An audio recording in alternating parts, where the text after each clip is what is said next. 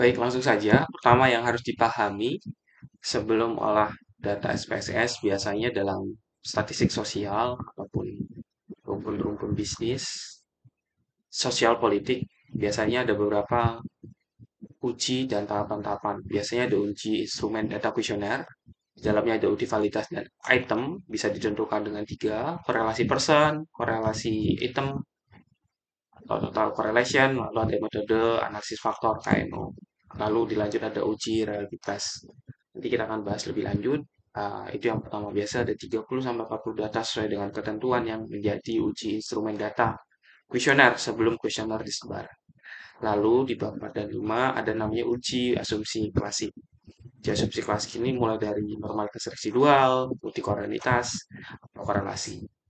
Ada beberapa juga yang akan tahapan-tahapan mulai dari metode grafik, uji one sample Komor Grove Smirnov, dilanjut dengan membandingkan nilai koefisien determinasi, toleransi invention factor atau FIR, lalu ada autokorelasi, korelasi Spearman-Rowe, grafik, dan uji Gledson.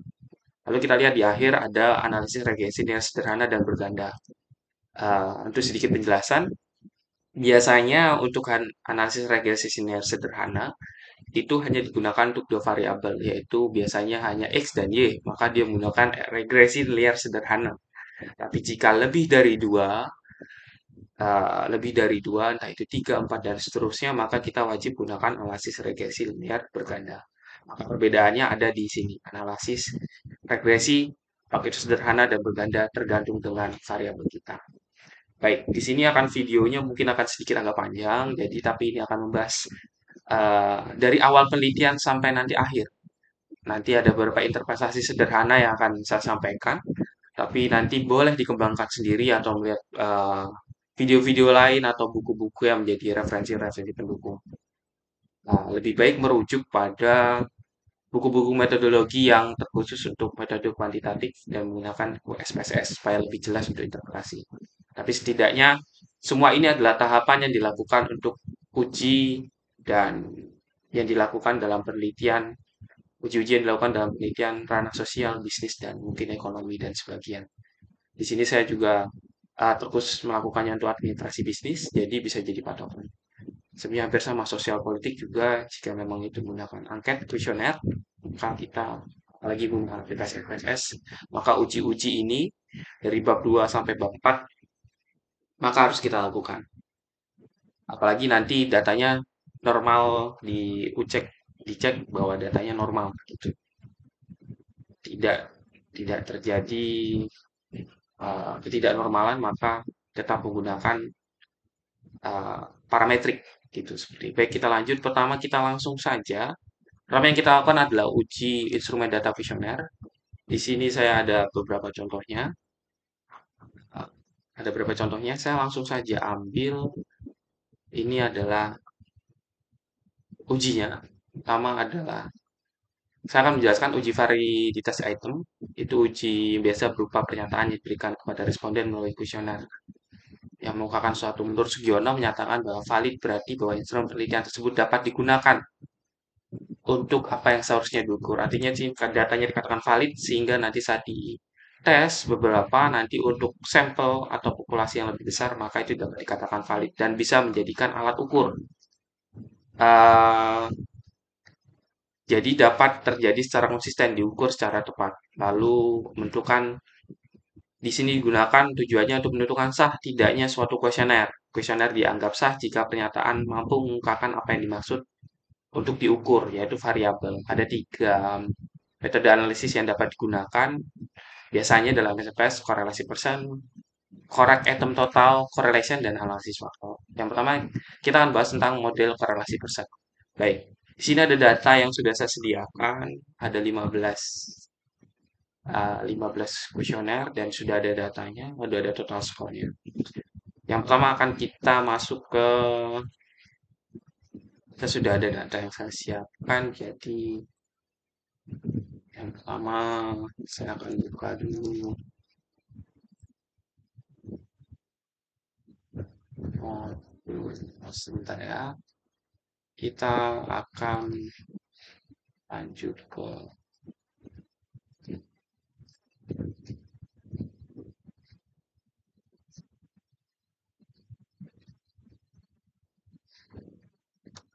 Kita akan masuk ke data praktik saja.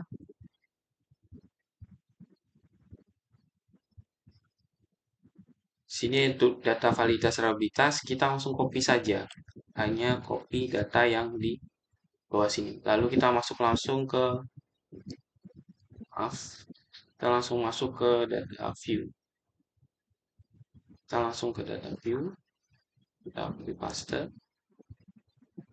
Oke. Data view kita copy paste.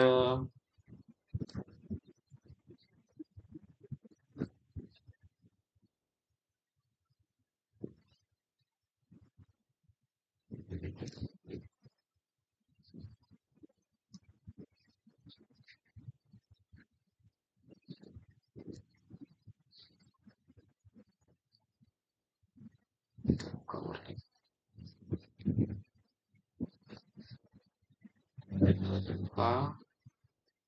Nanti kita membantu lihat datanya.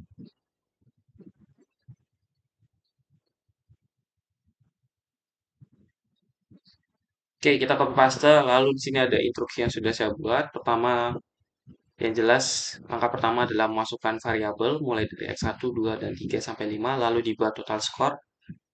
Lalu measure-nya adalah scale, lalu kolomnya 0, desimalnya kita buat 0, weight-nya boleh 8, tipenya 6. Jadi kita buat dulu x1 sampai x5 dan total score. Kita buat dulu di SPSS bahwa ini adalah untuk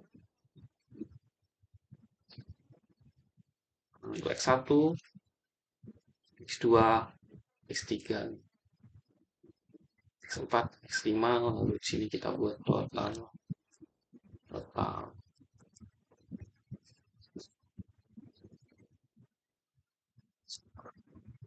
Oke, tipenya numerik, desimalnya kita buat 0 saja, nggak apa-apa. Kita tidak butuh yang terlalu banyak desimal di belakang. Kita buat 0. Labelnya tadi sesuai instruksi, kita buat kosong, value-nya 0, missing, column, strikes. Oke, kita langsung ubah ke sini. Kita buat ke scale dulu semua, data skala. Oke, maka sudah jadi. Sudah jadi adalah seperti ini. Tampilan di data view-nya seperti ini, lalu kita langsung saja lanjut ke di sini. Di sini adalah pertama, saat melakukan analisis, yaitu analisis yang metode korelasi persen. Korelasi persen yang tadi saya bilang. Tahap pertama untuk metode korelasi persen adalah dengan jika sudah diisi kita ke data view lalu analyze, correlation dan bivariate. Analyze, correlation dan bivariate lalu nanti kita masukkan ke box variabel semuanya. Jadi langsung saja analyze, correlation, kita pilih yang bivariate di sini. Bivariate langsung kita masuk. Semuanya langsung saja kita blok, kita masukkan ke tabel variabel. Untuk centang persen, kita centang persen, to trail, lalu flex significant correlation, lalu sepertinya tidak ada tambahan lagi, sama dengan yang di panduannya sudah saya buat, maka hasil outputnya nanti akan seperti ini. Jadi kita langsung coba saja ya hasil outputnya. Oke, hasil outputnya tidak akan beda karena saya sudah mengerjakan sebelumnya, jadi seperti ini. Lalu mana yang akan kita lihat? Oke, kita akan langsung ke panduan. Datanya seperti ini, sama. Maka yang dilihat penjelasan hasil outputnya adalah hasil output di atas menjelaskan pengujian validitas suatu variabel. Pesan correlation digunakan untuk menguji validitas dengan mengkorelasikan setiap item total score. Oleh karena itu, hasil yang dilihat terutama ada nilai korelasi total score yang kita lihat, yaitu kolom total score. Dapat dua cara menentukan validitas item. Pertama adalah menilai signifikansi. Jika nilai signifikansinya kurang dari 0,05, item dinyatakan valid. Tapi jika lebih dari 0,5 maka dikatakan tidak valid. Oke, yang pertama kita ada lihat di sini X1 sampai X5-nya dulu. Data X1 sampai X5. Di sini dinyatakan 0,0, 0,137 tidak valid, 0,00, 00 dan seterusnya. Ini lihatnya di mana? Maka lihatnya di sini. Lihatnya dari signifikan to tail. Di paling ujung 0,0, 0,37, 137, 000, dan 0 dan 0. Jadi dilihat bahwa di sini adalah seperti ini, diinterpretasikan nilai signifikansinya. Atau bisa lihat langsung di bawahnya. Tadi dikatakan menggunakan total score. Total score berarti nilai signifikan to tails-nya bisa langsung dilihat di sini. X1, X2-nya di sini. X3, X3, X4, dan seterusnya. Kita bisa langsung lihat di sini ataupun di sini yang bagian. Jadi ada dua yang dilakukan. Maka kita bisa lihat tabel item nilai signifikansi dan keterangan. Maka butir-butir yang kita gunakan dalam pertanyaan-pertanyaan kuesioner yang kita sebar, kita jabarkan bahwa pertanyaan item X1 dinyatakan valid, X2 tidak valid, X3 dan X5 itu dinyatakan valid karena nilainya di bawah 0,05. Lalu yang kedua yang bisa dilakukan adalah membandingkan nilai R hitung dan R tabel. R hitung dan R tabel bisa dilihat DF-nya di sini. Nanti ada tabel DF, nanti akan lihat R tabel dan R hitung. Dilihat tabelnya adalah 0,514, yaitu tadi jumlahnya kita ada 15 butir pertanyaan, rumusnya memang dikurang 2, jadi hanya 13 dengan taraf signifikansi 0,5. Nah, biasanya lihatnya kita bingung, Pak, kita lihatnya di mana? Kita lihatnya di mana? Nah, ini adalah 085. 085 itu kita lihat sama, persen korelasinya adalah 85, 403, 0,932, dan seterusnya. Jadi kita lihat di bawah sini, kita masukkan di bawah sini. Nilai R hitungnya, Maka lihat R hitungnya lihat dari persen correlation X1, X2, X3, X4, dan X5. Ada lihat di sini. Di sini. Kita langsung masukkan saja datanya ke sini, lalu R tabelnya dilihat dari mana? Kita lihat dari R tabel. Kita sebelumnya harus punya R tabel. Di sini adalah datanya 15 dikurang 2, maka 13 ya. Kita ingat-ingat sini DF-nya adalah 15 kurang 2 jadinya 13. R tabelnya kita lihat di R tabel jelas. Jadi saya sudah sediakan R tabel. Data kita tadi hanya 15, tapi rumusnya dikurang 2 kan. Jadi kita langsung ke R tabel. Ini saya sudah sediakan di modul saya. Jadi tidak usah cari-cari lagi, saya sudah sediakan. Jadi hanya menggunakan modul saya sudah bisa.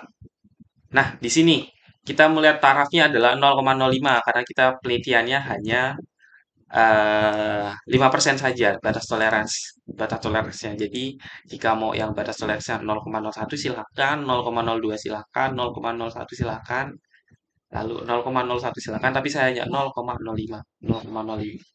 Jadi kita lihat data ke-13 karena tadi N jumlah DF sama dengan N kurang 2. Tadi jumlah butir poinnya 15 kurang 2 berarti kita datanya ada di sini. 0,514, 0,514. Jadi langsung saja kita kembali lagi ke yang tadi 0,514. Nah, 0,514. Jadi membandingkan nilai R hitung dengan R tabel. Di sini ketentuan jika R hitung lebih besar atau sama dengan R tabel maka dikatakan valid. Tapi jika R hitung lebih kecil dari R tabel maka dinyatakan tidak valid di sini. Maka kita dapat melihat dari tabel R tabelnya ini kita lihat sesuai butir-butir pertanyaan kita, maka dinyatakan 1 valid, 2 tidak valid, X3, X4, dan 5 dinyatakan valid. Sama dengan yang atas, maka kita bisa lihat seperti itu. Lalu ada langkah ketiga yang bisa digunakan. Nah, di sini ada keterangan ketika ditemukan item yang tidak valid perlu dibuang atau diperbaiki. Kita bisa memperbaiki kuesioner yang ada, kita bisa membuang, atau memperbaiki lalu memasukkan lagi datanya supaya itu valid. Maka perlu dikatakan saat penelitian kita boleh melihat datanya, kita boleh sebar ulang supaya tidak terjadi kesalahan dan kita itu dikatakan boleh mengoreksi data sebelum data besarnya nanti kita sebar ke sampel yang lebih besar, maka kita mengujinya ke sampel yang lebih kecil dulu. Jika dikatakan sudah valid, maka kita melakukan sampel yang lebih besar supaya nanti tidak ada pengulangan saat kita turun lapangan.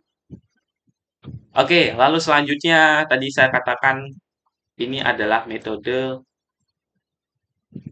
Yang pertama, metode pertama yaitu metode metode korelasi persen. Metode korelasi persen. Oke, kita akan copy dulu supaya nanti selanjutnya kita cek dulu ya.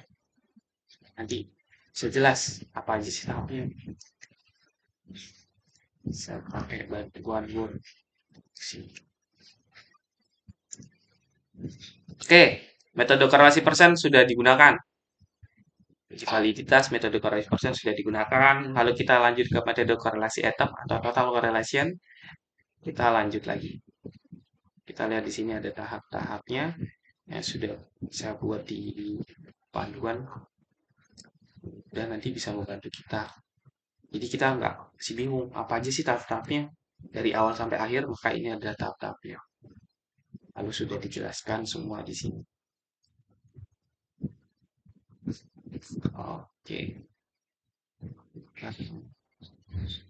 kembali ke halaman yang sub-sub tadi.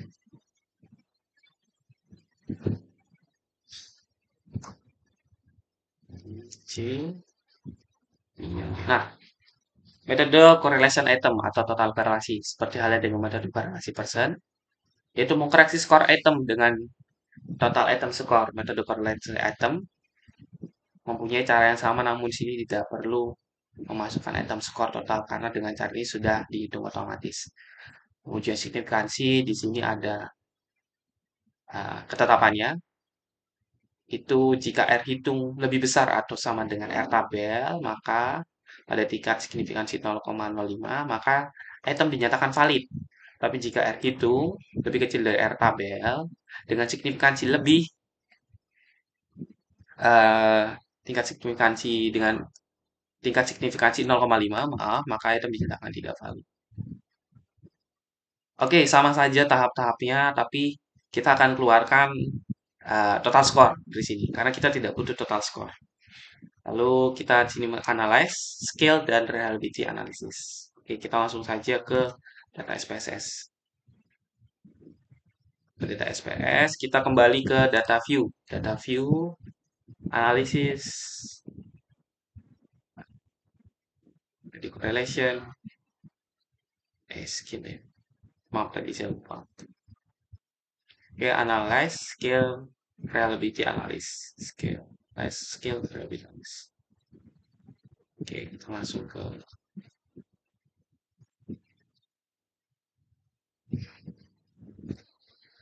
analisis, scale, reliability analysis. Nah, kita masukkan semua, kecuali yang total skornya kita buang nih.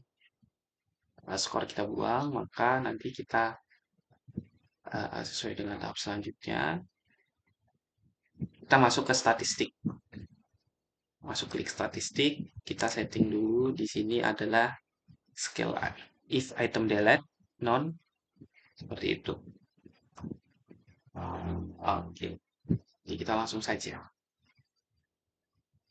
Kita masuk ke statistik. Oke, sudah. Ada scale if item delete. Lalu kita klik continue. Lalu oke. Oke, di sini muncul data selanjutnya. Ada proses summary, reliability statistik, item total statistik. Maka data yang dilihat dari sini, ini boleh di copy. Saya akan kasih keterangannya di buku untuk memperringkas waktu. Tadi seperti ini yang sudah kita ambil. Oke, lalu datanya muncul seperti ini. Lalu penjelasan hasil outputnya adalah seperti dua ini. Seperti dua ini. Jadi penjelasan hasil outputnya, hasil output uji validitas dilakukan dengan membandingkan nilai R dan nilai R hitung dengan R tabel. Jika nilai R hitung dan R tabel maka dinyatakan valid. Sebaliknya jika R hitung lebih kecil, maka item dinyatakan tidak valid. Untuk lebih jelasnya perhatikan hasil uji validitas di bawah ini. R tabelnya adalah 0,5. Rumusnya sama.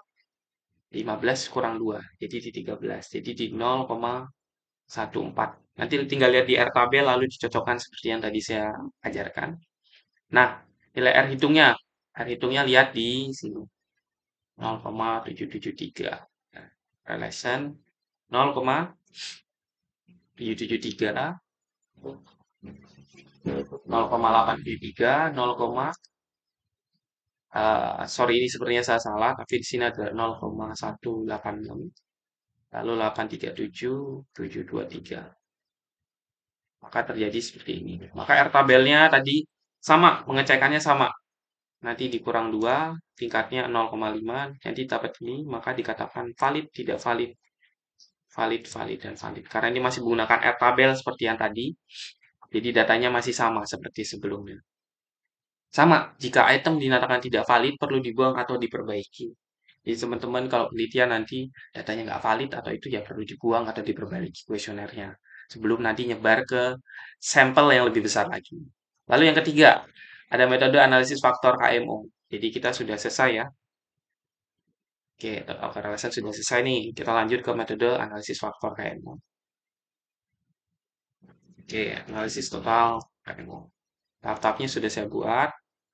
Sini ada ketentuannya, jika KMOMA lebih besar atau sama dengan 0,05, maka variabel dinyatakan valid dan dapat digunakan dalam analisis. Tapi jika lebih kecil dari 0,05, maka KMO tidak terpenuhi.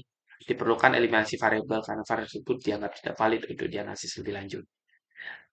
Hampir sama, tidak banyak beda. Tidak banyak beda seperti sebelumnya. Kita masuk ke analyze, dimension, reduction, dan vector. Lalu pada kotak variabel, kita masukkan ke kotak variabel sama seperti tadi, analisis, dimension, reduction, vector. Lalu pastikan di deskriptifnya, kita klik deskriptif yang ini, nanti kita masuk KMO, kita contreng ini, KMO bitless test, dan seterusnya. Kita coba ya, analisis, dimension, reduction, dan vector.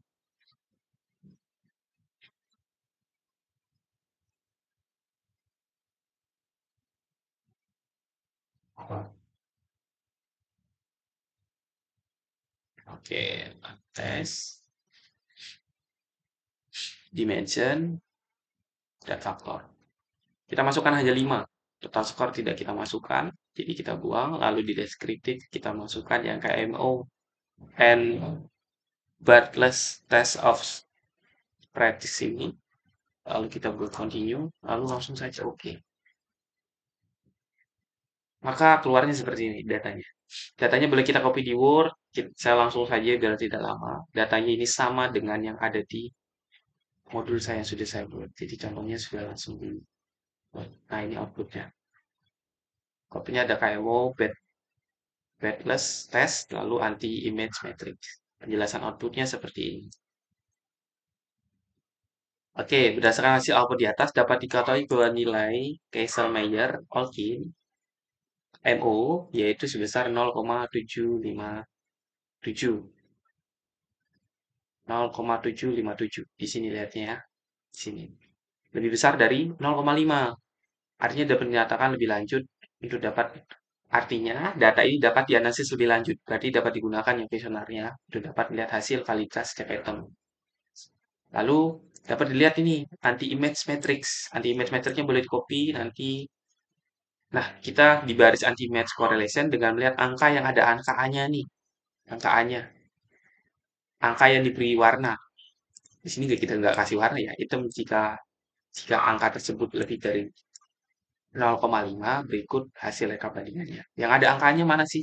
Nih, ada angkanya 0,673, 475, 73, nah, 802, lalu ada 765. Kita masukkan. Maka kalau datanya lebih dari 0,5 dinyatakan valid. Jika di bawah itu maka tidak dinyatakan valid. Maka dapat dilihat bahwa valid, X1 valid, X2, X3, X4, X5 valid, valid. Jadi seperti itu cara melihatnya. Jadi data yang dilihat ada pertama ini, lalu adalah yang ada huruf A-nya, diagonal ke kanan. Bang. Oke, sampai sini kita sudah menyelesaikan namanya uji validitas item. Ada 3, metode korelasi persen, total korelasi, dan KMO, model analisis faktor. Analisis faktor. Jadi sudah ada 3 nih. Kita lanjut, udah validitas Pak, datanya sudah valid, maka uji reliabilitas adalah yang selanjutnya. Kita kembali lagi ke panduan uji reliabilitas. Reliabilitas merupakan ukuran suatu kestabilan dan konsistensi responden dalam jawab hal-hal berkaitan dengan konstruk pertanyaan yang bukan dimensi suatu variabel dan disusun dalam satu bentuk kuesioner. Variabel kita susun, kita ubah jadi bentuk kuesioner untuk menginterpretasikannya, tapi dalam kuesioner tersebut menyatakan ukurannya itu stabil dan konsisten, jadi kita bisa gunakan. Hasil pengujian reliability dapat dilihat pada tabel reliability statistik teknik correlation Pars alpha indikator pengetahuan reliabilitas menurut yang membagi tingkat reliabilitas dengan kita sebagai berikut. Jika alpha atau R hitung. Oke, kita akan jelaskan nanti di sini. Di sini ada tingkat korelasinya. Tentang nilai korelasi reliabilitasnya adalah 0,8, 1, 0,6 sampai 779 dikatakan reliabilitas sangat tinggi, reliabilitas tinggi, sedang, rendah, sangat tidak reliable. Maka di sini ada datanya. Di sini ada tabelnya, bisa dicontoh dan digunakan. Kita hampir sama sih, seperti tadi. Seperti tadi. Datanya masih sama yang tadi, tapi di sini kita analyze, scale, reliability analysis. Tahapnya ini, analyze, scale, reliability analysis. Lalu di data, lalu di data scale, lalu di kata sorry, di kotak statistik kita pencet yang scale if item delete. Oke, kita balik ke data view. Kita kembali ke data view. Kembali ke data lalu analyze, scale, dan lalu statistik. Sama. Sama, lalu kita pencet continue. Oke.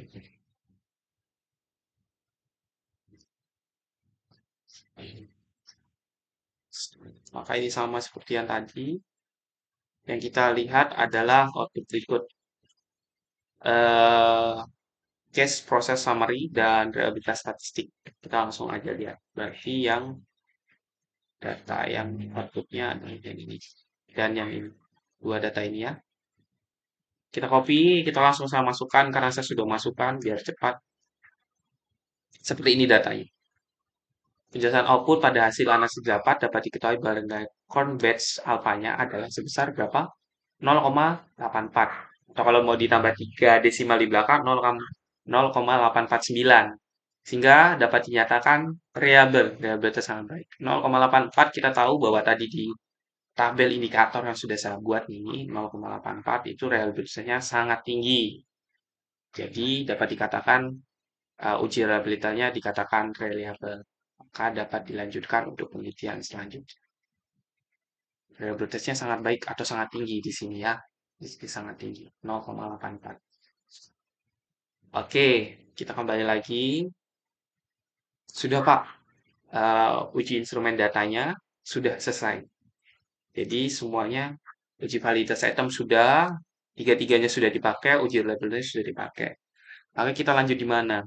Di beberapa penelitian itu uji instrumen data kuesioner itu ada di bab 3, tapi ada juga yang di bab 4. Saya tidak tahu penulisan karya tulis ilmiah di universitas beda-beda, tapi rata-rata ada di bab 3.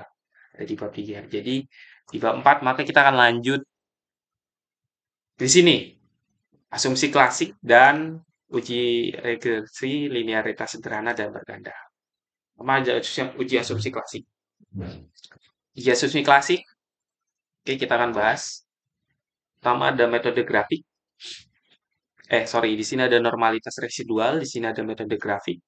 Lalu ada metode uji one sample Kolmogorov-Smirnov. Ini aja, normalitas residual. Tahap pertama ada normalitas residual. Kita kembali lagi ke panduan ya, supaya memudahkan kita. Nih, tujuan asumsi klasik dulu nih kita harus tahu. Untuk memberikan kepastian bahwa persamaan reaksi yang didapat memiliki ketepakan dan estimasi. Tidak bias datanya, tapi tetap konsisten datanya. Uji asumsi klasik yang akan dibahas antara lain itu uji normalitas residual, multikorelasitas, uji autokorelasi, uji heteroskedastisitas. Di sini ada contoh kasusnya, saya pakai contoh kasus 2, itu ada 23 kuesioner yang disebar. X1 dan X2. X1-nya ada kompetensi kerja, X2-nya disiplin kerja, sini ada kualitas pelayanan kesehatan. Data tersebut dianalisis dengan regresi berganda, namun sebelumnya dilakukan asumsi klasik. Oke. Sini yang pertama adalah uji normalitas residual. Uji normalitas residual pada model regresi ini digunakan untuk mengetahui apakah nilai residual dihasilkan berdistribusi normal atau tidak. Ini datanya normal atau tidak nih. Dapat dua metode. Ada metode grafik, metode uji sampel Kolmorov-Smirnov. Oke, di sini banyak sekali orang-orang yang memaksakan saat datanya tidak normal, dia menggunakan uji-uji selanjutan, uji-uji parametrik, maupun itu di SPSS ataupun di aplikasi olah data lain.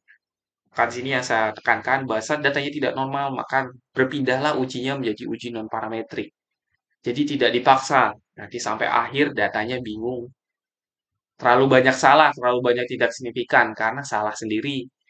Tidak mengikuti panduan, bahwa saat datanya berdistribusi normal, maka gunakanlah uji yang menggunakan distribusi normal. Tapi jika isi distribusi normal atau biasanya disebut parametrik. Tapi jika tidak normal, maka non-parametrik uji-ujinya.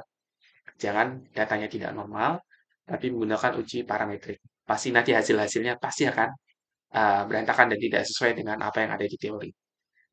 Lalu ada metode grafik dan uji one sample Kolmogorov-Smirnov. Sama ada metode grafik. Di sini ada ketentuannya. Nanti kita lihat namanya grafik normal pp-plot regression standardized residual. Di sini ada titiknya, ada ketetapannya, berikut ada pedomannya. Jika titik data berada di dekat atau mengikuti garis diagonal, maka dapat disimpulkan bahwa nilai residual itu dikatakan normal. Jika titik data menjauh atau tersebar tidak mengikuti garis diagonal, maka hal ini dikatakan di residual tidak bersifat normal. Oke, sini saya sudah ada datanya. Kita langsung saja ke datanya. Uji asumsi klasik. Ada datanya X1, X2, dan kualitas pelayanannya. Sini saya juga ngambil datanya dulu. Kita masukkan di Excel. Dari Excel kita masuk ke... Oke, kita ke data view. Kita reset selesai. Data view-nya kita gunakan saja. Kita clearkan dulu semua.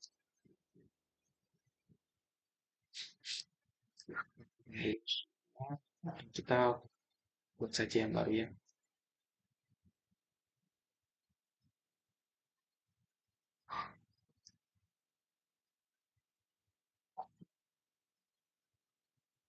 Oke, kita buat dulu data yang baru.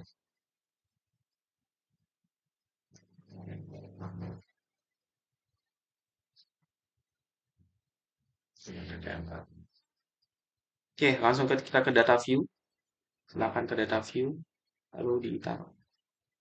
Nah, maka kita kasih keterangan di sini adalah X1, X2, dan di sini adalah ini. Sama nominal desimalnya kita buat 0 saja. Kita buat 0, labelnya sesuai dengan variabel kita ya. Kalau di sini tadi saya kasih contoh di sini data view-nya itu ada kompetisi kerja, disiplin kerja, lalu kualitas pelayanan. Kompetisi, disiplin,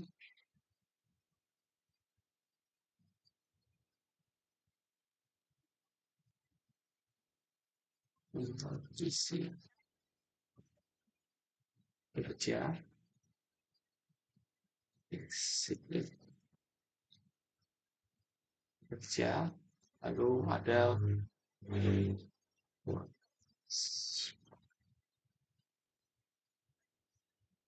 oke di sini datanya masih sama ya. Kita buat skill. Datanya kita buat skill, skill, dan skill. Seperti ini kita sudah data view lalu ke data view. Sorry, tadi variabel view kita langsung ke data view. Kita ikutin saja tahap-tahapnya. Oke, sudah, maka hasilnya seperti ini. Tadi saya salah ini.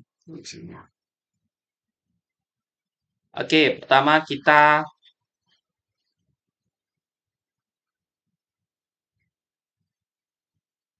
linearitas regression ya. Sini saya belum kasih keterangannya, saya salah juga di sini.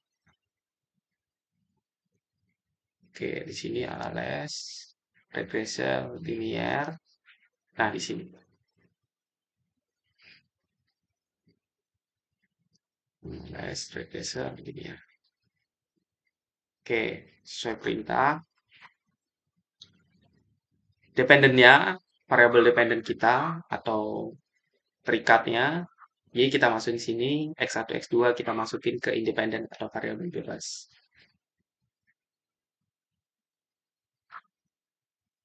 Nah, kita taruh sini ya. Sudah. Tahap selanjutnya adalah nih, kita masuk ke plots. Kita masuk ke plots ini, kita masuk ke plots, masuk plots. Oke, ini gue tidak salah. Nah, kita coba satu-satu ya. Coba satu-satu. Nah, kita klik normal probabilitas plot. Oke, normal probabilitas plot, kita klik normal continue. Lalu kita langsung pencet saja oke. Nah, kita lihat langsung gambar di bawah ini. Gambar di bawah ini langsung kita copy ke Word kita atau kerjaan kita. Di sini saya langsung saja ke PDF. Bentuknya seperti ini, sama. Dari dapat di atas, diketahui bahwa titiknya menyebar di sekitar garis dan mengikuti garis diagonal, sehingga dapat dikatakan datanya bersisi kursiman normal. Nah, ini ada titik-titiknya, dia tidak menjauh dari garisnya, tidak menjauh, tapi mengikuti garis. Maka ini dapat dikatakan datanya berdistribusi normal. Oke, lalu ada metode kedua, yaitu metode uji one sample Kolmogorov-Smirnov. Penentuannya seperti ini, Kolmogorov-Smirnov. Jika signifikan lebih dari 0,5, maka berdistribusi normal. Tapi jika signifikannya kurang dari 0,5, maka datanya tidak berdistribusi normal. Nah, tahapnya sama seperti tadi, analyze, scale, regression, linear. Lalu kita sama, tidak beda jauh. Lalu kita klik save. Nanti kita klik save, lalu kita centreng yang unstandarized. Unstandarized. Ini kita tetap saja. Unstandarized. Oke, kita masuk langsung ke data view. Analyze, regression, lihat unstandarized, kita klik ya. Sini unstandarized, lalu kita klik continue. Oke, nanti kita akan keluar namanya data residual. Data residual. Jadi nanti kita di data view. Nah, ada residual satu nih, ada data baru yang tiba-tiba muncul. Kita akan gunakan ini nanti. Kita akan lanjut ya. Sini ketentuannya hiraukan saja yang mulai residual satu. Kita tidak pakai dulu, tapi nanti akan kita pakai. Lalu langkah selanjutnya adalah analyze non-parametric test legacy dialog one sample KS. Oke, tahapnya seperti ini. Kita satu-satu dulu, analyze non-parametric test, lalu legacy dialog. Yes, lalu kita legacy dialog, lalu one sample KS. Ya, sudah terlihat di layar. Oke, one sample KS. Soalnya kita masukkan ya. Masukkan yang unstandarized. Kita pakai ini yang data unstandarized yang tadi baru muncul. Lalu langsung saja kita klik OK. Oke, standarized kita muncul. Langsung kita klik OK. Nah, muncul nih datanya. Datanya adalah one sample Kolmogorov Smirnov test. Langsung kita copy saja ke data kita. Saya sudah langsung copy dan langsung taruh di sini. Nah, hasilnya seperti ini. Dari output di atas dapat diketahui bahwa nilai signifikansi. Kita lihat yang paling bawah. Same seek to tail. itu sebesar 0,827. Artinya lebih besar dari 0,05 sehingga nilai residual ini dapat dikatakan berdistribusi normal. Ketetapannya di atas ya tadi saya buat di awal ya. Jadi boleh dijadiin uh, referensi juga nanti. Oke, datanya sudah. Kita lihat langsung kembali ke Word. Uji normalitas klasik kita sudah sampai sini ya. Uji normalitas residualnya sudah selesai. Ada metode grafik, ada metode one sample Kolmogorov-Smirnov. Kolmogorov-Smirnov. Oke, sudah selesai. Selanjutnya apa Pak? Uji klasik. Maka uji multi koordinalitas.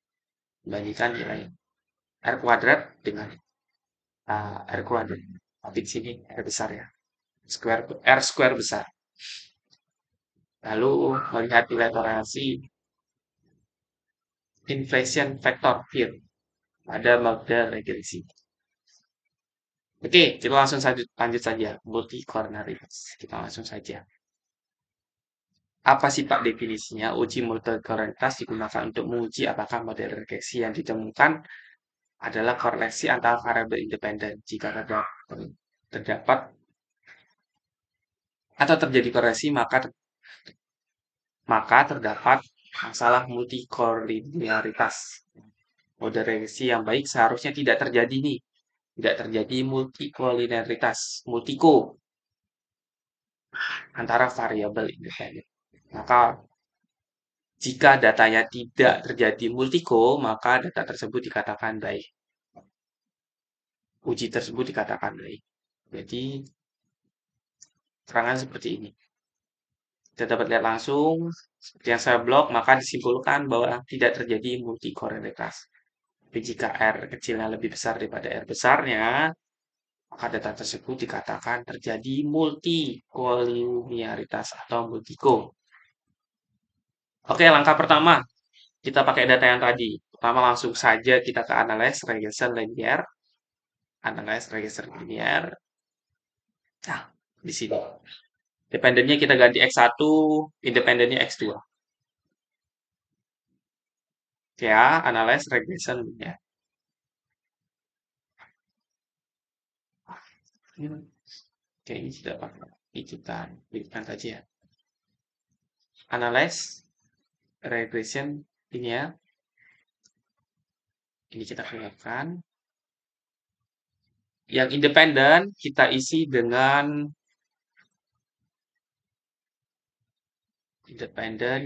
dengan X2, dependennya X1.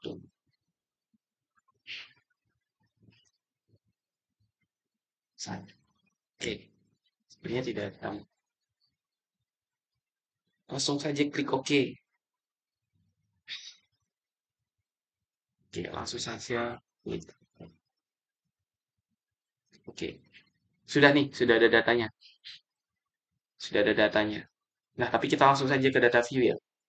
Nanti datanya akan saya kasih tunjuk mana yang dipakai, mana yang tidak. Nah, kita sudah dapat nih nilai R-nya. Selanjutnya mencari nilai R besarnya. R besar. R kecilnya sudah dapat, R square kecil ya sudah dapat, lalu R square kuat, R square yang besarnya kita cari. Kita lihat di model summary. Tadi data yang kita olah, kita lihat ke output. Lalu ada model summary. Model summary, ini paling atas. Langsung saya copy. R square-nya adalah 0,617. 0,617. Nah, sama ya. Ini datanya sama sih. Jadi tidak akan terjadi perubahannya. Kita cari R besarnya. R besarnya maka yang kita lihat adalah seperti ini. Sama seperti tadi, analyze, regression linear. Oke. Nanti kita dapat R square besarnya ya. R square besarnya. Langsung saja kita ke data view. Ke data view, kita analyze, regression, linear. Kita keluarkan. X1-nya kita masukin independen, X2-nya, Y-nya kita masukin independen. Oke. Biar terlihat. Oke. Langsung saja klik OK. Maka kita dapat R besarnya. Kita langsung saja lihat di model summary-nya. Sebesar 0,822. 0,822 di R square-nya. R square-nya. R square. Oke, maka selanjutnya kita langsung lihat dapat 0,822. Nah, kita bandingkan nih. Kita taruh ke tabel nih. 0,6617 yang tadi kita dapat dari sini. Lalu dan yang R square besarnya 0,82. Jadi di sini ya. Dari tabel di atas tarik kesimpulan bahwa R square kecilnya lebih kecil ya dari nilai R square besar. Maka dari itu dalam hal ini tidak terjadi multikolonialitas alam. Oke, jadi tidak terjadi multiko, tidak terjadi multiko ya. Ini langkah pertama, langkah keduanya dengan melihat nilai tolerance atau nilai tolerance and inflation factor of fear. Nah, ini ketentuannya jika nilai toleransinya lebih besar, nilai toleransinya lebih besar dari 0,1 dan fear-nya lebih kecil daripada 10, maka tidak terjadi multiko. Menunjukkan bahwa variabel independen tidak memiliki korelasi yang tinggi satu sama lain dan model regresi dapat digunakan dengan baik. Model regresi dapat digunakan. Tapi jika lebih kecil dari 0,1, nilai toleransinya atau sama dengan ya, atau lebih besar dari 0,10, maka terjadi multiko nih. Maka dikatakan prediksi korelasi tinggi antara variabel independen yang dapat mempengaruhi hasil model regresi keandalan. Oke, langsung saja. Pertama, X1, X2.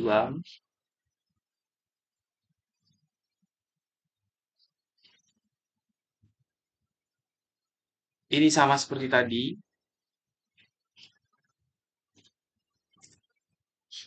Oke.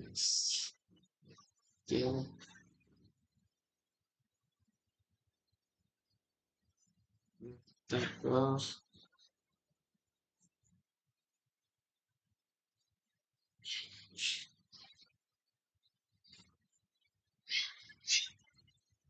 korelasi diagnosis.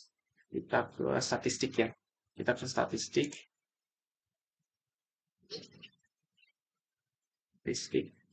Kita ke diagnosis. Jadi, diagnosis.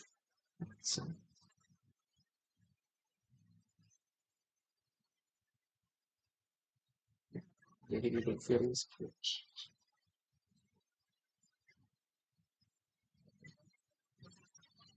Kita continue. Sama kualitas pelayanan dan X1, X2. Oke, kita lihat ya. Di datanya. Kita cari yang tabel koefisien. Tabel koefisien ya. Tabel koefisiennya kita cari. Ini kita ambil. Tabel koefisien kita cari. Kita copy. Nilai V-nya 2612. Lalu 2612. Toleransinya adalah 383. Oke. Kita copy langsung. Kita taruh ke data kerja kita. Ke sini ya. Sini. Dari data di atas diketahui nilai korelasi toleransinya atau kedua variabel lebih dari 0,01 dan nilai statistik fear-nya kurang dari 10. Oke. Tadi di atas kan dilihat ini lebih dari 0,1 nilai toleransinya dan fear-nya kurang dari 10. Fear-nya kurang dari 10. Nah, toleransinya adalah 0,38. Jadi lebih dari 0,10. Tapi fear-nya di bawah dari 10, yaitu sebesar 2,612. Maka dapat disimpulkan bahwa di sini tidak terjadi multiko antara variabel independen. Tidak jadi multiko antara variabel independen. Nah, sudah nih. Kita sudah sampai ke tahap uji multikolinearitas. Perbandingan R square, lalu ada nilai tolerance, melihat nilai tolerance dan inflation factor atau fear. Sudah nih. Multiko, datanya tidak multiko, Pak. Sudah selesai. Lalu yang kedua adalah yang ketiga, maaf, Uji asumsi klasik adalah yang terakhir adalah uji autokorelasi. Autokorelasi ada Spearman Rule, metode grafik, dan uji Gleiser. Gleiser. Oke, kita langsung ke autokorelasi. Ke autokorelasi. Autokorelasi. Uji autokorelasi bertujuan untuk menguji apakah dalam metode regresi linier ada korelasi antara kesalahan penggunaan pada periode dengan kesalahan penggunaan pada periode sebelumnya. Jika terjadi korelasi, maka dinamakan adalah ada problem autokorelasi. Model regresi yang baik seharusnya tidak terjadi autokorelasi ini, tidak terjadi autokorelasi. Metode pengujian ini dengan menggunakan uji Darwin-Watson, DW-test biasa singkatnya. Autokorelasi ini dipakai apabila jenis data merupakan data time series atau data panel. Data kita kan data panel nih. Bisa ada data panel atau data keuangan time series. Dasar pengambilan keputusan untuk menginterpretasi hasil uji DW test ini, kita perlu membandingkan nilai D yang diperoleh dengan nilai D tabel, yaitu DL dan DU. Nilai DL dan DU dapat ditemukan dalam tabel ini. Nanti kita pakai namanya tabel Darwin-Watson berdasarkan jumlah observasi. Nanti ada rumusnya. Ketentuannya seperti ini, ketentuannya agak sedikit ribet. Jika D lebih kecil daripada DL atau D lebih besar daripada 4 kurang DL, ada indikasi autokorelasi. Tapi jika DU nih lebih kecil daripada D dan D lebih kecil daripada 4, DU tidak ada indikasi autokorelasi. Maka dinyatakan baik, tidak ada autokorelasinya nih. Tapi jika DL lebih kecil daripada D dan lebih kecil daripada DU, dan sini 4DU lebih kecil daripada D, lebih kecil daripada 4 dikurang DL, tidak ada kesimpulan yang pasti dapat diambil. Nanti kita akan lebih sederhanakan ya. Kita akan lebih sederhanakan. Nanti saya akan kasih contohnya. Tabel DW-nya mana? Ada di buku panduan ini juga sudah saya taruh di akhir. Langkah-langkahnya, analyze, regression, dan linear. Setelah itu, masukkan Y ke dalam kotak dependent, X dan X2 ke dalam kotak independen. Lalu klik statistik. Statistik ya. Oke, kita langsung ke sini, ke data view. Analyze, regression, linear.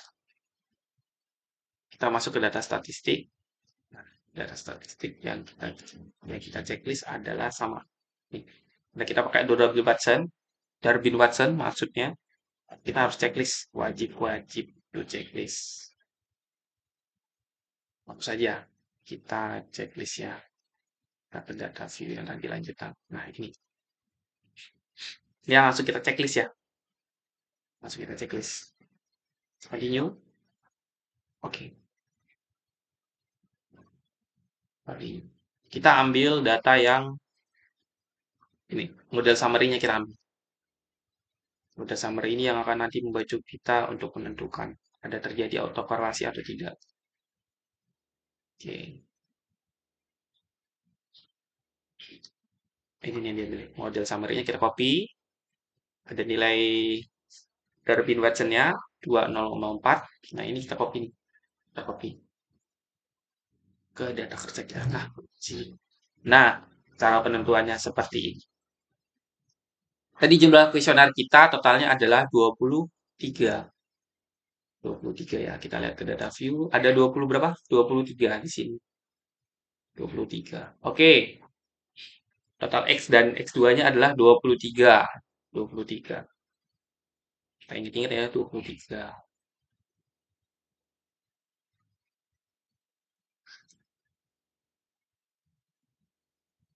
Ada 23. Oke, lalu ada D dan DL dan DU. Oke, nilai D-nya ini kita dapat dari sini. Darwin Watson-nya 2,084. Lalu ada DL dan DU. DL dan DU dapatnya dari mana? DL dan DU. Nah, di sini nggak ada kan DL dan DU. Hanya adalah nilai Darwin Watson-nya, yaitu 2,0. Maka perlu kita mendownload tabel Darwin Watson. Saya sudah ada, jadi kita lihat. Tadi rumusnya 23 ya, 23 dikurang 2. 23 dikurang 2. DL. Oh, sini tidak ada rumusnya, nanti di tabel ada rumusnya. Oke, kita mau cari data ini. Berapa sih Pak hasilnya? Berapa sih hasilnya? Oke, kita cari tabel Darwin-Watson di bawah. Darwin-Watson ya. Oke, oh ini sudah, ini tabel, tabel. Nah ini Darwin-Watson 5% atau 0,05. 0,05. Nah, sini ada keterangan ini, cara penentuan DW. Tabel DW ini. Simbol K pada tabel menunjukkan variabel bebas penjelasan. Bebas, tidak termasuk variabel terikat. Terikatnya. Jadi, kita K-nya hanya dua ya. K-nya dua. Karena kita kan tiga variabel. Variabel bebas dua, terikatnya satu. Y. X-nya dua, Y-nya satu. Simbol N-nya itu tadi 23. Banyak observasinya 23. Kita lihat ke bawah. Nah, seperti ini bentukan tabelnya. Tadi K-nya berapa? K-nya hanya 2. Karena variabelnya di luar variabel terikat. Variabel bebasnya hanya 2, X1 dan X2. Jadi kita lihat yang sini saja nih. Nilai DL dan DU. Lalu kita lihat tadi. eh, N-nya 23. N-nya 23. Maka di K2 kita lihat yang ke 23. Nih ya. 11, 1,16 dan 1,54. Sekian-sekian. Data ini dan data ini yang kita ambil di ke-23. Oke, paham penentuannya? Di sini. Di variabel lanjutannya ada nih. Kalau variabelnya lebih banyak, maka nanti akan memanjang ke kanan. Ada di bawah, sudah saya sediakan. Kita kembali lagi, kita sudah dapat datanya. Kita langsung copy dan kembali lagi ke atas.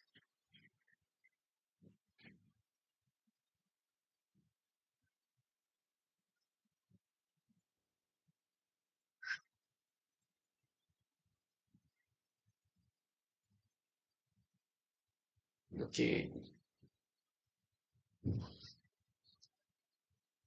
Oh, yang tadi sudah ya.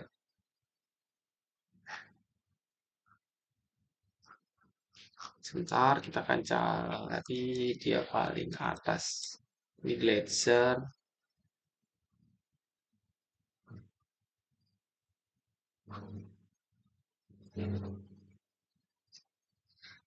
Nah, ini.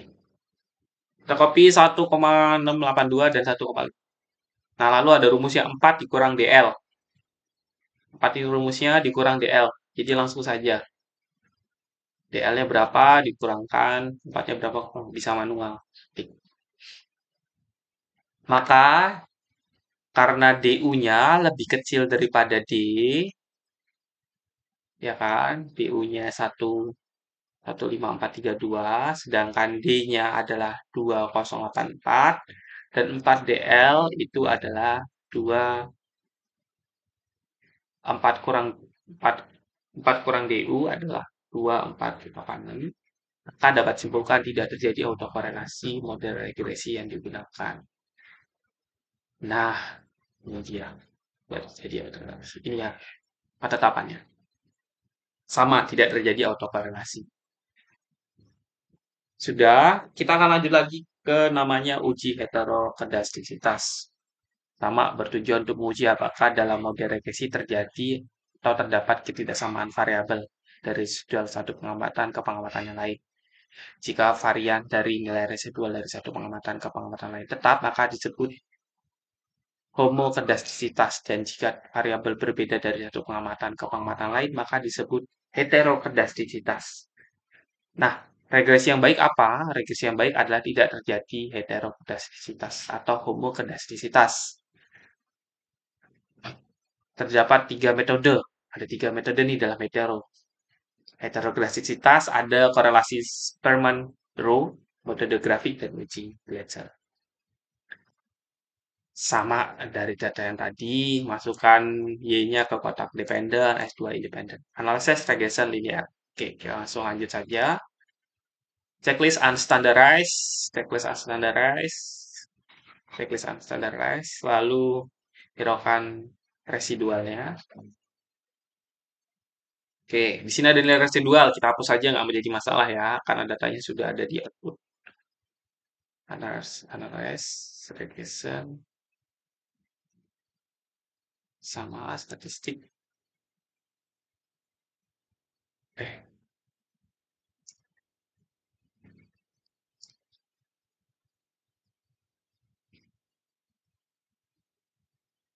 sorry. Analyze, regression, checklist, standardized berarti, sorry, ikut close ya. Close, ke save, kita pilih standardized, kita hapus.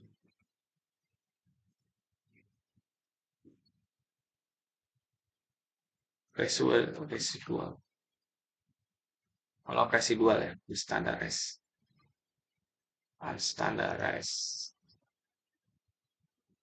Oke, yang sini berarti, sorry. Lalu kita klik continue. So, kembali aja ke data view. Data view. Ada residual baru. Lalu kita ikutin pas selanjutnya. Ada residual, lalu klik analyze correlation bivariate. Analyze correlation bivariate. Oke, analyze correlation bivariate. Kita masukkan semua. Ya, semuanya kita masukkan. Kita checklist person.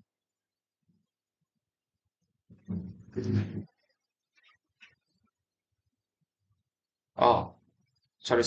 Jangan person. Sperman, karena kita uji sperman. Sperman, detail, flag. Langsung saja.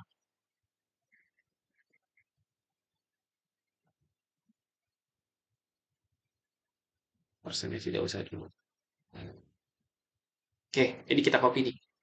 Korelasinya kita copy, kita masukin ke lembar kerja kita. Nah, interpretasi nilai signifikannya, jika signifikan kecil, lebih kecil dari 0,5, hipotesis 0, tidak ada heterokedasticitas, ditolak. Yang berarti ada heterokedasticitas. Jika signifikannya hipotesis 0 tidak ditolak, berarti tidak ada heterokedasticitas yang signifikan. Dari hasil output di atas, dilihat bahwa variabel kompetensi kerja dan disiplin kerja mempunyai nilai signifikansi lebih dari 0,5. Mana sih nilai signifikansinya? Yang kita lihat adalah ini. Yang unstandardized. Unstandardized. Sorry. 0,0. Lebih besar dari 0,0. So,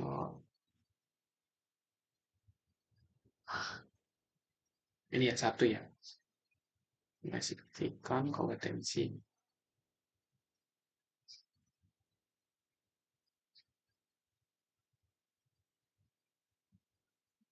Nilai signifikan dan kompetensinya 0,05.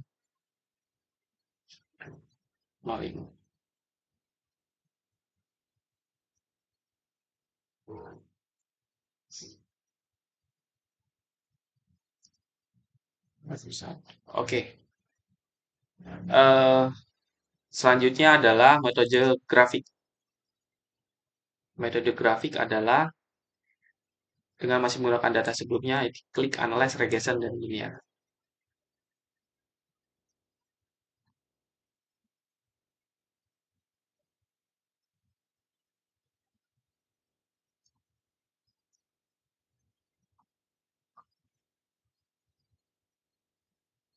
Analyze, regression, linear. Oke.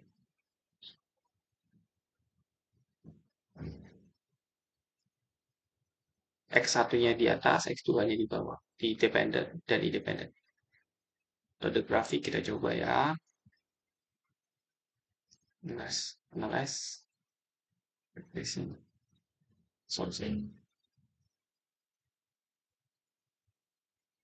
Analysis regression linear. Analysis regression linear. Ganti S1. Kita selanjutnya klik reset masuk ke Y dan press ke X seperti ini. Kita masuk ke plots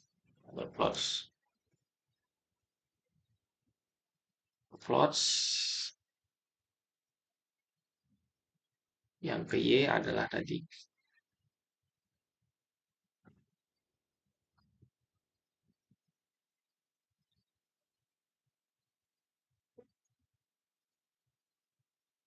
spread reset ke Y, spread ke X, reset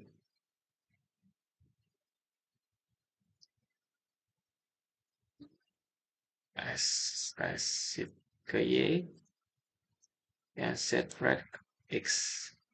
Oke, kalau continue, oke.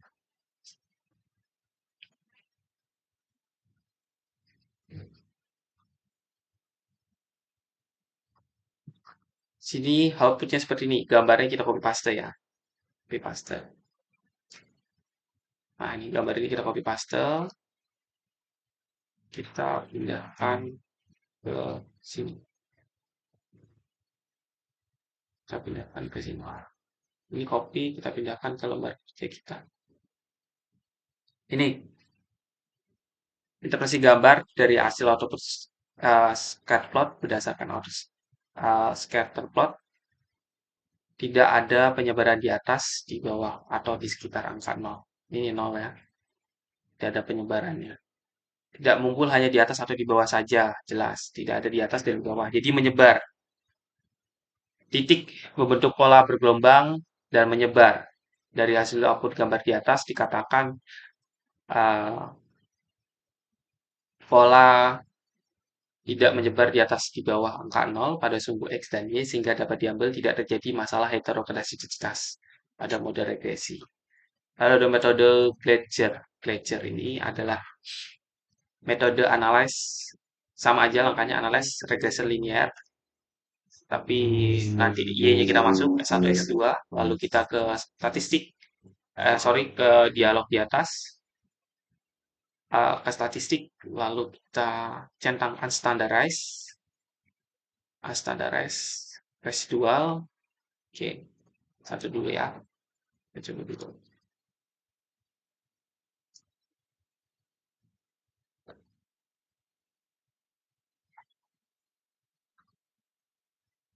Kita keluarkan ini dulu. Kita masukkan kualitas bayanan.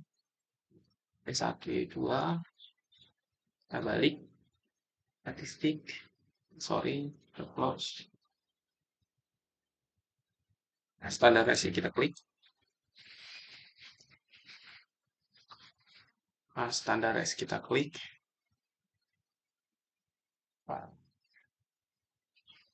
Lalu kita klik.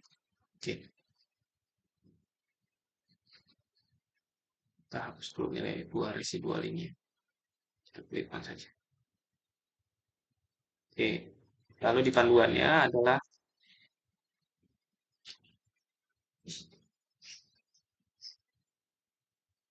nah, ada residual 1. Langkah selanjutnya adalah mencari nilai absolut residual dari nilai residual di atas dengan klik transfer computer variable. Transform.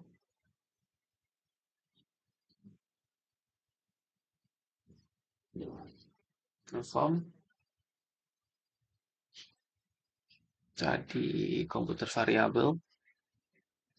Kita masukkan dengan standarize. 1, kita masukkan sesuai instruksi ya. Pada kotak target variabel dapat tulis nama variabel absolute residual. Nah, ini aja, APS residual. APS residual, APS res. Oke, kita buat aja sesuai contoh ya, yang ada di visual. APS res. Selesai. com, PSRes, dan dikurung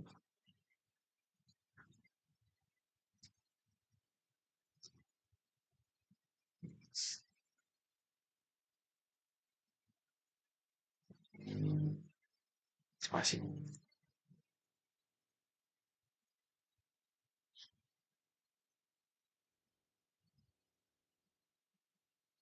Oke, dan tidak ada salah.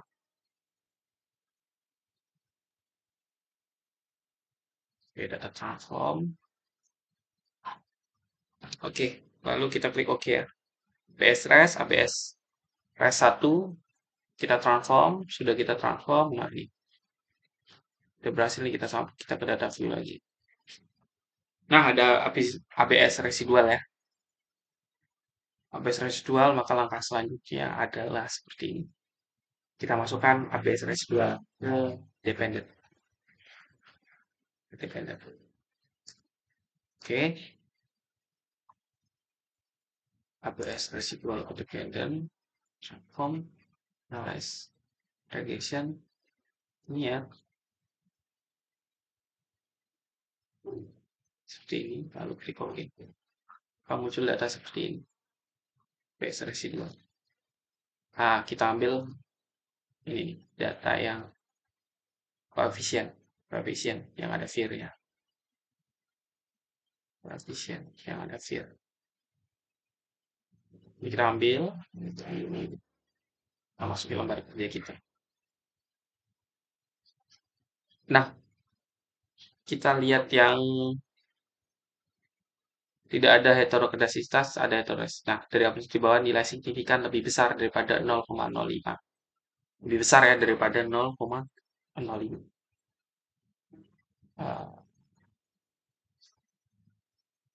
Signifikannya. Signifikannya adalah konstannya ada 0,52. Artinya tidak ada heterokedasitas pada model regresi. Nah, kita sudah selesai nih autokorelasi. Selanjutnya kita akan lanjut ke regresi nilai berganda dan sederhana dan berganda. Sudah selesai, uji asumsi klasik sudah selesai tahapnya ini. Lalu ada metode analisis regresi nilai berganda.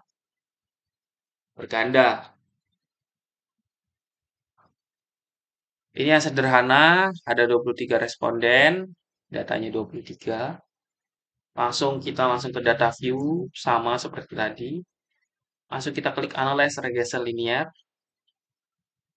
Nanti kita masukkan dependent di kotak dialognya dan independent di X1. Beri tanda centang pada double bandstand seperti tadi. Lalu klik plot. Lalu setelah kita pencet statistik kita nanti plot, maka Y dimasukkan dengan S resid dan X Z prime. Oke, lalu muncul data seperti di bawah ini. Nanti datanya akan muncul seperti ini. Kita copy semua, mulai dari enter remover, model summary, ANOVA, koefisien, dan model statistik. Ada gambarnya juga, lalu ada statistik plots. Jelasan hasilnya seperti di sini. Dari output di atas diketahui bahwa variabel independen kompetensi kerja tidak ada variabel yang dikeluarkan remover atau output variabel enter atau removernya. Yang kita lihat dari tabel di atas. Nilai R-nya bisa dibaca dari model summary. R adalah korelasi yaitu hubungan antara dua variabel atau lebih. R ini menunjukkan korelasi nilai sederhana antara X dan Y. R didapat sebesar 0,839 menjadi hubungan pasti yang sangat kuat terhadap kualitas pelayanan. Lalu R square merupakan koefisien determinasi diperoleh sebesar 0,71, artinya ada 70,4% antara variabel X yang mempengaruhi variabel Y. Sedangkan sisanya 29,6% dipengaruhi variabel lain. Ajus R square-nya ada 0,06, terus standar R-nya tinggal dimasukkan saja sesuai dengan ketentuan. Ini ada interpretasinya, nanti nilai Y, A, BX ini untuk persamaan regresi nilai sederhana sebagai berikut. Nilai Y-nya, nilai prediksi variabel dependennya adalah 762. Dapat dilihat di panduan 0,72 di koefisiennya. Lalu ini adalah 0,613 kalau mau ditulis lengkap justifikasinya. Dari hasilnya dihitung 76, sementara T tabel adalah T tabel itu yang ada di bawah. T tabel adalah 0,71 T tabelnya. Nanti lihat di bawah rumusnya sama seperti tadi. Sementara itu signifikansinya adalah 0,0. Simpulkan terdapat. Jadi simpulkan bahwa variabel terdapat pengaruh signifikan antara variabel kompetensi kerja dan kualitas pelayanan. Lalu ada berganda, datanya ada di sini. Nanti silakan di copy dan dimasukkan saja. Langkah-langkahnya sama. Langkah-langkahnya sama, hampir sama. Tapi dimasukkan dependent, itu kualitas pelayanan, independen. Lalu ketik double Winston, sama, Y, X-nya sama, nanti akan keluar outputnya seperti ini. Outputnya seperti ini, semuanya di copy, dijelaskan satu-satu seperti yang ada di buku panduan. Lalu kita masuk ke regresinya, Y sama dengan A plus B1 X1 tambah B2 X2. Dengan keterangannya, lalu dimasukkan, nah ini, min 0,17 plus 0,29, lalu ada B1-nya, B2-nya ada 0,9. Jadi sama dari itu dapat sebesar 0,5. Selanjutnya B berpengaruh dari mencoba setiap peningkatan kemudian kerja X1 maka tingkat kualitas pelayanan meningkat sebesar 0,29 setiap kali ada kenaikan disiplin kerja 1 maka tingkat kualitas pelayanan akan meningkat sebesar 0,90. Begitu cara bacanya. Lalu ada uji-uji yang lain. Nanti T tabel dihitung lebih besar daripada T tabel. Dihitungnya mana? Dihitungnya ini. Dihitungnya. Dihitungnya adalah 3646. Sini ya. 3646. Sini. Nanti silakan dicek nilai T tabelnya. T tabelnya ada di bawah sama seperti tadi. Lalu kita selanjutnya adalah mengecek F tabel. F tabelnya ini adalah 46237. 46237. Nanti lihat di F tabel di bawah. Ada di F tabel di bawah. Jadi selanjutnya F tabel maka D9. Maka simpulnya dapat simpulkan bahwa terjadi pengaruh signifikan antara variabel kompetensi kerja dan disiplin kerja secara bersama-sama. Oke, sampai sini sudah habis uji regresi nilai sederhana dan berganda. Saya tidak lanjutkan olah datanya, prakteknya, karena di sini nanti sudah cukup jelas untuk instruksi. Jadi nanti daripada mengulang dan waktu durasinya sudah cukup lama. Jadi kita sudah menyelesaikan uji-uji. Karena hasilnya juga nanti kalian tinggal lihat dan lihat di panduan dan video saya juga sudah sangat sangat terjawab seperti itu ya untuk tenang. Jadi dapat kita simpulkan terakhir bahwa analisis regresi nilai sederhana dan bukan sudah selesai. Maka kesimpulannya dalam uji sosial dan bisnis ataupun ekonomi jika menggunakan SPSS data parametrik apalagi datanya time series ataupun data time series dan data panel maka bunyikan uji instrumen data visioner yang pertama, yang kedua uji asumsi klasik, lalu ada uji linearitas sederhana atau berganda. Nanti kita pilih salah satu. Itu saja tutorialnya, mudah-mudahan bisa membantu. Mudah-mudahan nanti buku saya ini bisa dapat menjadi panduan kalian. Di sini yang tadi saya lihat, di sini sedang lihat ini ada T tabel, lalu ada DW, tabel DW, selanjutnya ada F tabel, itu. Lalu paling atas ada R. Baik, itu saja yang bisa saya sampaikan. Terima kasih sudah menyimak sampai habis. Mudah-mudahan bisa membantu kita dalam menyelesaikan penelitian kita. Itu saja. Terima kasih atas waktunya. Saya Olaf Trilopo Simanjuntak.